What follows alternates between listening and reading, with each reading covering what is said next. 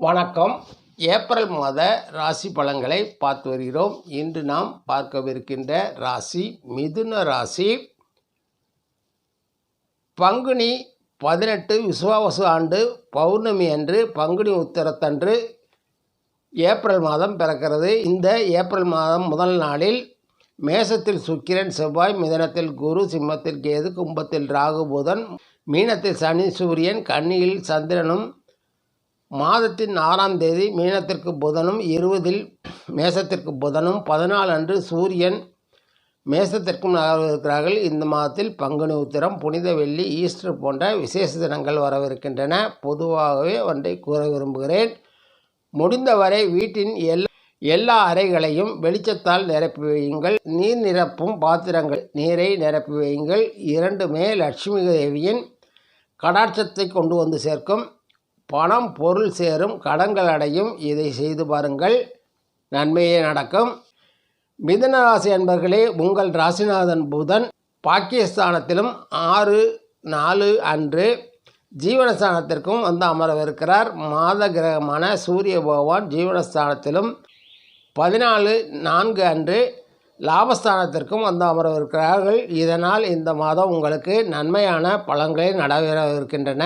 உங்கள் நிதிநிலையை பொறுத்தவரை லாபஸ்தானாதிபதி செவ்வாய் லாபஸ்தானத்தில் ஆட்சி பெற்று சுக்கிரனுடன் அமர்ந்திருக்கிறார். உங்கள் வருவாய் நீங்கள் எதிர்பார்த்ததை விட அதிகமாக இருக்கும்.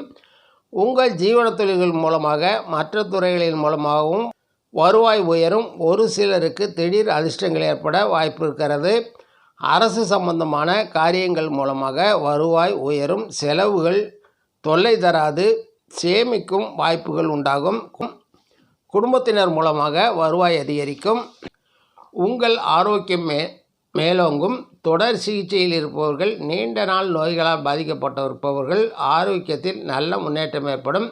உடல் பயிற்சி, நடைப்பயிற்சி, மனப்பயிற்சி ஆகியவை நிரந்தர ஆரோக்கியத்திற்கு உதவிகரமாக இருக்கும். குடும்பத்தில் மகிழ்ச்சியும் நிம்மதியும் நிறைந்திருக்கும். மன வாழ்க்கையில் சில பிணக்குகள் வந்து போகும். யார் பெரியவர் என்ற ஈகோ தோன்றும். பிரச்சனைகள் வரும்போது மனம் விட்டு பேசுவது மகிழ்ச்சியான மனநிலையை தரும். வேலை செய்பவர்களுக்கு வருமானம் சீராக இருந்தாலும் வேலையில் அதிக கவனமும் அக்கறையும் தேவைப்படும். சிறிய தவறுகள் கூட பெரிதாக்கப்பட வாய்ப்புள்ளதால் கவனம் வேண்டும். தொழில், வியாபாரம், விவசாயம் செய்பவர்கள் அதிக கவனமுடன் செயல்பட வேண்டும். லாபம் அதிகரிக்கும். அதே நேரத்தில் மாதத்தின் முற்பகுதியில் சிறு சிறு பிரச்சனைகள் வந்து விலகும். அரசாங்க விஷயங்களில் கவனமாகவே இருப்பது நல்லது. கலைத்துறையில் இருப்பவர்களுக்கு நல்ல வருவாய் இருக்கும். புதிதாக ஒப்புக்கொள்ளும் ப்ராஜெக்டுகளில் கவனம் செலுத்துவது அவசியம். அரசியல்வாதிகளுக்கு இது ஒரு சோதனையான காலமாக அமையும்.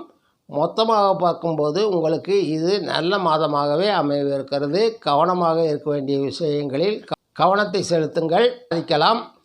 இந்த மாதம் சிவ பார்வதியை வணங்கி வர நன்மைகள் மேலோங்கும். நன்றி, வணக்கம். மீண்டும் சந்திப்போம்.